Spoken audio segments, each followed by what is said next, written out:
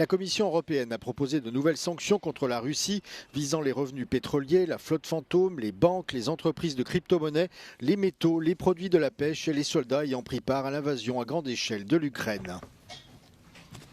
The objective of our package couldn't be clearer. We want to maintain the full intensity of our sanctions. And the way to do this is to ensure that Russia's profits from oil sales remain contained. Le principal élément concerne le plafonnement du prix du pétrole russe que l'UE, en collaboration avec le G7 et l'Australie, a mis en place depuis décembre 2022. L'année dernière, ce mécanisme a été rendu dynamique, le plafond étant fixé à 15% en dessous du prix moyen. Cependant, le blocus du détroit d'Ormuz a fait grimper les prix du pétrole. Cela signifie que si l'UE donne son feu vert, le plafond sera revu à la hausse, ce qui accordera à Moscou un répit temporaire. La Commission propose donc de maintenir le plafond de prix tel qu'il est actuellement, environ 44 $ le baril. En outre, elle propose d'inscrire sur une liste noire 30 navires de la flotte fantôme, 31 banques russes ainsi que 20 entreprises de crypto-monnaies. La proposition prévoit également de refuser l'entrée dans l'espace Schengen aux soldats russes ayant servi dans la guerre menée par la Russie contre l'Ukraine. L'adoption des sanctions requiert l'unanimité des 27 États membres. Si elle est approuvée, il s'agira du 21e train de sanctions depuis février 2022. Une personne a été tuée dans l'explosion d'une voiture à Balachika, près de Moscou, dans un quartier réservé aux familles de militaires. Des témoins ont sorti le conducteur du véhicule, mais n'ont pas pu lui sauver la vie. L'identité de la victime est en cours d'identification. Selon plusieurs médias locaux, l'engin explosif aurait été placé sur la banquette arrière de la voiture ou sur la chaussée. Sa puissance est estimée à 500 grammes d'équivalent TNT. L'explosion à Balachika s'est produite à quelques centaines de mètres de l'endroit où, en avril dernier, le lieutenant-général russe Yaroslav Moskalik avait également été tué dans un attentat à la voiture piégée. Il faisait notamment partie de l'équipe de négociateurs russes dans les pourparlers pour mettre fin à la guerre en Ukraine. Peu de temps après, le FSB a arrêté un homme qu'il a identifié comme un agent des services de renseignements ukrainiens et l'a accusé d'avoir organisé l'attentat. En novembre dernier, il a été condamné à la prison à perpétuité.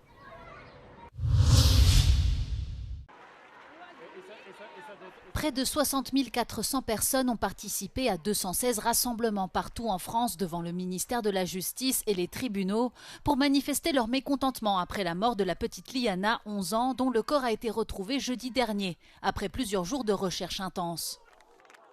Selon les manifestants, ce drame aurait pu être évité, car le principal suspect, Jérôme B., faisait déjà l'objet d'autres plaintes pour viol et violences sexuelles sur mineurs avant la disparition de Liana, mais n'a jamais été entendu par la police.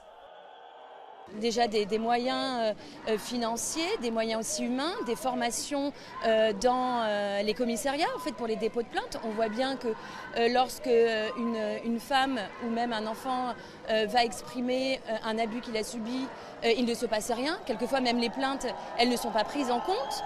Mardi dans la matinée, Gérald Darmanin et Laurent Nunez ont été auditionnés par la commission des lois du Sénat sur les failles identifiées dans les services de l'État. Les ministres de la Justice et de l'Intérieur ont admis des dysfonctionnements lourds et assuré que les 70 000 dossiers de délits et crimes sur mineurs seront traités de façon prioritaire. Mais cela ne suffit pas, selon le Rassemblement national. Il y a une forme de nonchalance à l'égard de la protection de l'enfance. Et si je puis me permettre, il y a un sujet évident qui le démontre, c'est l'affaire du périscolaire.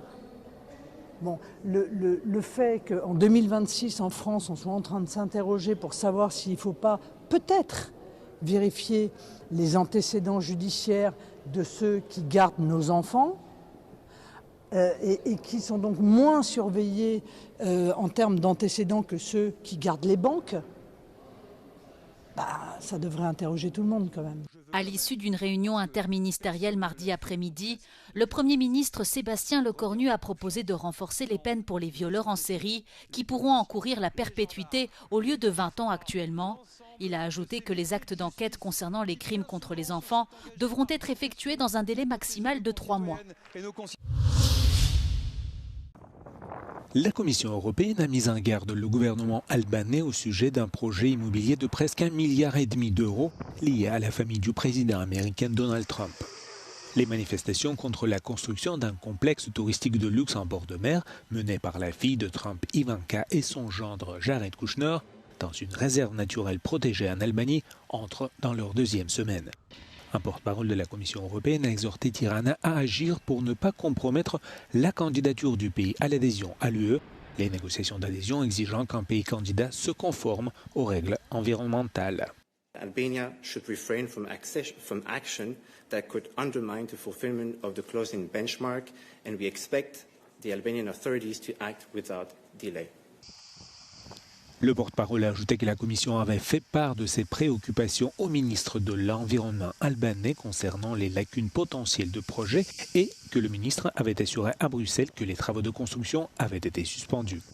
Le Premier ministre albanais Edi Rama a toutefois défendu le projet, déclarant vendredi dernier à Euronews que l'opposition à ces plans s'inscrivait dans ce qu'il a qualifié de guerre hybride, menée par des personnes profitant des sentiments bien intentionnés à l'égard de l'environnement. Un consortium mené par le géant français d'aéronautique Airbus a proposé de développer un avion de chasse de nouvelle génération après l'échec du très médiatisé programme franco-allemand d'avions de combat. Cette initiative intervient au lendemain de la décision du chancelier allemand Friedrich Merz et du président français Emmanuel Macron de mettre officiellement fin au projet initial après des années de désaccords entre les partenaires industriels de leur pays. La société de technologie de défense Hensoldt, basée à Munich, a déclaré s'être associée à Airbus et à une multitude d'autres entreprises pour élaborer un plan alternatif. Un porte-parole de l'entreprise a indiqué que la proposition avait été soumise au ministre allemand de la Défense, Boris Pistorius, et au chancelier Merz.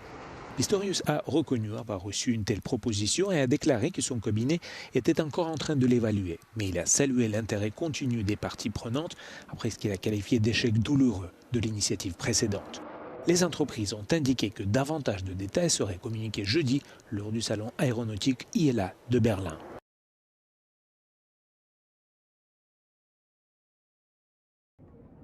Les Lisboètes connaissent bien ce rituel.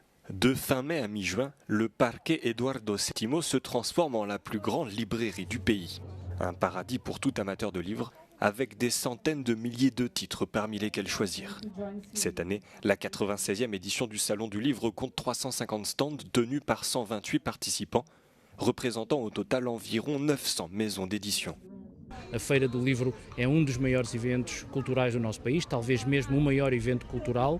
Este ano vamos ter novamente à volta de 3.500 eventos, maioritariamente que são apresentações de livros, discussões sobre os livros, sessões de autógrafo, com presença de autores aqui. Esta proximidade entre autores e leitores para nós é fundamental. Chaque jour, des dizaines d'auteurs, des inconnus aux grands noms internationaux primés sont présents sur le salon. Estou muito surpreendida pela positiva por ver tantas pessoas de tantas gerações diferentes, com crianças, com pessoas mais velhas, avós, pais, filhos, várias gerações que se confrontam e que partilham o mesmo espaço, que é esta paixão pelos livros e pela literatura. Dando para ano há mais pessoas, há mais gente, isso é bom, isso é muito bom, porque diz-se que as pessoas já não leem, cada vez menos leitores. Em parte é verdade, mas por outro lado há movimentos de resistência, digamos assim. E este é um exemplo, não é? Quer dizer, um exemplo é uma festa, exatamente. Como nós gostamos que seja, o livro é uma festa. Haver muita gente na Feira do Livro, muitas pessoas, é uma ótima notícia para Portugal. Quer dizer que a cultura, qualquer das definições que nós tenhamos de cultura, acho que tem que passar pela leitura também. Todos os anos o cenário repete-se. Aqui em Lisboa, os primeiros dias de junho são sinónimo de Feira do Livro. Os leitores têm encontro marcado com autores e livros para todos os gostos. Segundo a organização, as últimas 5 edições tiveram em média 850 mil visitantes. Ricardo Figueira com a imagem de Bruno Silva, Euronews, Lisboa.